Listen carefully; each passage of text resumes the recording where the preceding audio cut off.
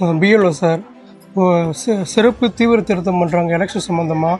அதுக்காக இப்போ உங்கள் வீட்டில் எத்தனை பேர் ஓட்டர் லிஸ்ட்டில் இருக்காங்க இல்லைன்னு சொல்லி செக் பண்ணுறதுக்காக வந்திருக்கோம். நம்ம பேர் சொல்லுங்கள் சார். ஆர் கல்யாணமூர்த்தி. கல்யாணமூர்த்தி. உங்கள் பேர் வந்து கல்யாணமூர்த்திங்க சார். இப்போ பேர் ராமச்சந்திரன். ஆமாம் சார். சுகந்தி கல்யாணமூர்த்தி. ஆமாம், ஓகே. அடுத்து மொட்டமல் ராமச்சந்திரன் இருக்கு. அவங்க அம்மாங்களா அவங்க இறந்துட்டாங்க. அவங்களோட டெத் சர்டிஃபிகேட் மட்டும் ஜெராக்ஸ் எடுத்து வைங்க சார். ஃபார்ம் ஃபில் பண்ணி அதை நம்ம கேன்சல் பண்ணிடணும். சிறப்பு தீவிர திருத்தத்துக்கான ஃபார்ம் உங்கள்கிட்ட இருக்கு. அந்த ஃபார்ம் கொடுக்குறேன்.